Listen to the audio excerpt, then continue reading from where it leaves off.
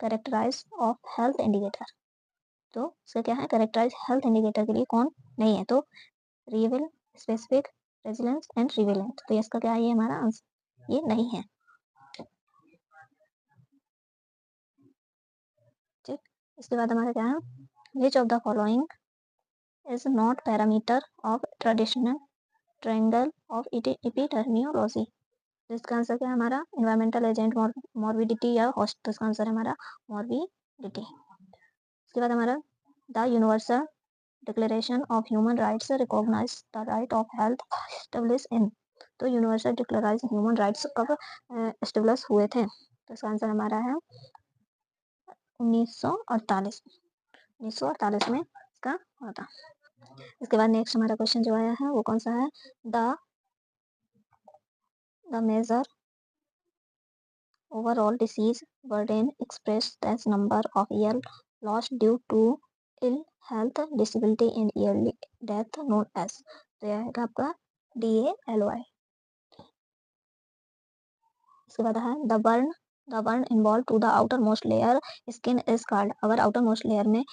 जो होता है तो जो हमारी स्किन बर्न हो जाती है वो किस तरीके से, तो इसमें आता है फर्स्ट, थर्ड, सेकेंड या फोर्थ, तो कौन सी डिग्री पर बर्न हो रहा होता है, तो यहाँ पर क्या आएगा आपका, ये आएगा फर्स्ट, आपका क्या है, फर्स्ट डिग्री ऑफ बर्न हो रही है। Specific antidote use to atropine, atropine poison जब हो जाता है तो इसके लिए कौन सा एंटीडोट लेते हैं, एंटीडोट से भी एक क्वेश्चन आता है कि पॉइजन के लिए कौन सा एंटीडोट चाहिए,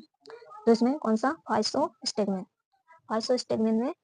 इसका एंटीडोट लेते हैं किसके, एट्रोपाइन में, और अगर कार्बामेट की हो गई है तो एट्रोपाइन एंटीडोट में लेते हैं। फिर बर्न कॉज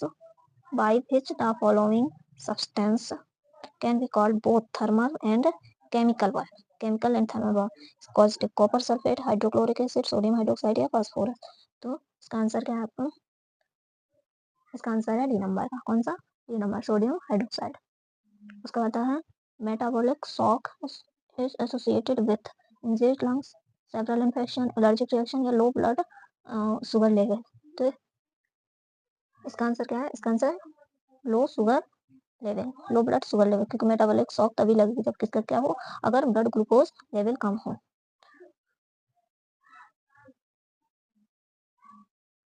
तो यहाँ पर हमारे 22 क्वेश्चन और 23 number, electric venoms the drug effectively use to hospital management, तो नियोस्टिग्मिन, मिथाइलोप्राम, डोपेरिडोन या कैफीन, तो इसका आंसर क्या है आपका, इसका आंसर आता है नियोस्टिग्मिन,